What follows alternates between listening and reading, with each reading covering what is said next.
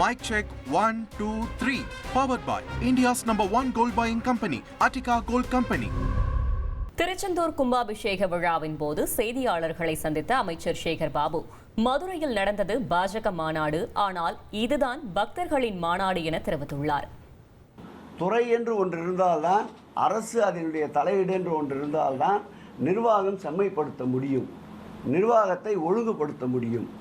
ஆகவே இந்த அரசு ஏற்பட்டவுடன் இது ஆன்மீகத்துக்கு எதிரான அரசு என்ற பிம்பத்தை உருவாக்க நினைத்தார்கள்.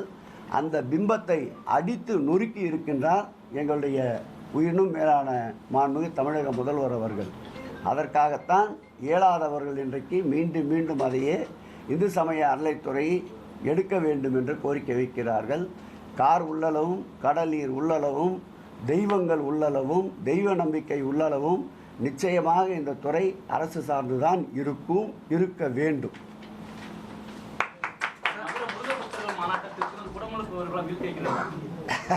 அது இப்போ குடமுழுக்கு மாநாடு நடந்தது, நீங்கள் எல்லாருமே வந்தீங்க. எங்கேயாவது அரசியல்வாடு இருந்ததா? எல்லா இடத்தையும் அரோகரா கோஷம் தான் கேட்டுது. அமித்ஷா வாழ்கின்ற கோஷம் கேட்டுதா? வெறும் அரோகரா முருகா தான். அது வேறு மாநாடு, இது வேறு மாநாடு. இங்கே யாரையாவது மேடையில் ஏறி எல்லாரையும் அழிப்போம் ஒழிப்போம்னம்மா, அங்கே திராவிட கலாச்சாரத்தையும் அழிப்போம் ஒழிப்போம்னு பேசுனாங்க. இங்கே மேடை ஏறி யாரையாவது திட்டினோமா? அங்கே அண்ணாவையும் பெரியாரையும் திட்டினாங்க. இங்கே ஏதாச்சும் பண்ணோமா? எதுவும் பண்ணலை. இது பக்தர்கள் மாநாடு, அது பாரதிய ஜனதா சங்கிகள் மாநாடு. பாஜக அதிமுக கூட்டணி வைத்த நாள் முதல் ஆளும் திமுக பதற்றத்தில் இருக்கிறது என பாஜக மாநில தலைவர் நயினார் நாகேந்திரன் தெரிவித்துள்ளார். ஆரம்ப காலத்தில் நான் சொன்னதெல்லாம் உண்மைதான்.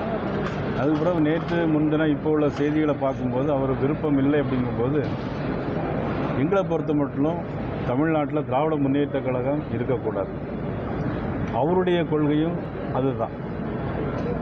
அதனால் இதில் எல்லாரும் சேர்ந்து இருந்தால் தானே அது ஒரு நல்லாக இருக்குங்கிற ஒரு கருத்தில் நான் அடிப்பில் சொன்னேன். இப்போ அவருடைய கருத்தில் மாறுபாடு இருக்குது. அது அவருடைய விருப்பத்தை தெரிவிச்சிருக்கிறார். அவர் தனியாக நிற்கலாங்கிற முடிவில் அவர் சொல்லியிருக்கிறாரு. அது அவருடைய சொந்த விருப்பம், அதில் நம்ம கருத்து சொல்ல முடியும். தொடர்ந்து புதிதாக கட்சி தொடங்கக்கூடியவர்கள் பிஜேபியோட பி டீம் அப்படின்னு சொல்லக்கூடிய ஒரு நிலைமைக்கு இருக்கிறது தமிழகத்தில். அதே மாதிரி விஜய் கட்சி தொடங்கும் போதும் அவர் பாஜகவோட பி டீமாக தான் செயல்படுறாருன்னாங்க.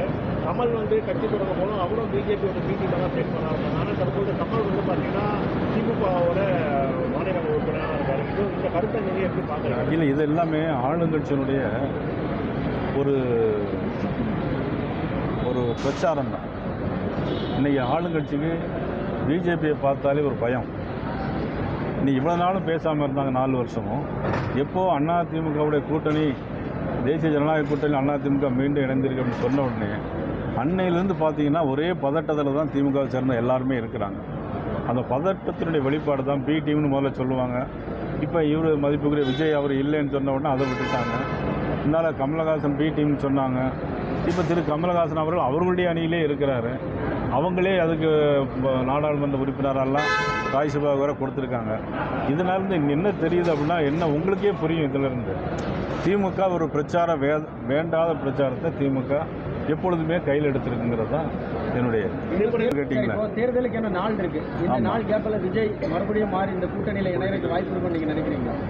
இல்லை, அது ஒவ்வொருத்தருடைய விருப்பத்தை அவர் சொல்லியிருக்கிறாரு. இன்னும் 10 மாதம் இருக்குது, பார்ப்போம். இன்றைக்கி இந்த செய்தியை நல்ல செய்தியாக உங்கள் எல்லாரும் நல்லா போடுங்க. ஏன்னா ஒரு மிக முக்கியமான விஷயம் இருக்குது.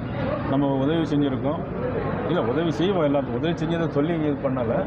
இருந்தாலும் இது பாரதிய ஜனதா கட்சி இன்னைக்கு பாகுபாடு இன்றி செயல்படுவதற்கு இது ஒரு உதாரணம்.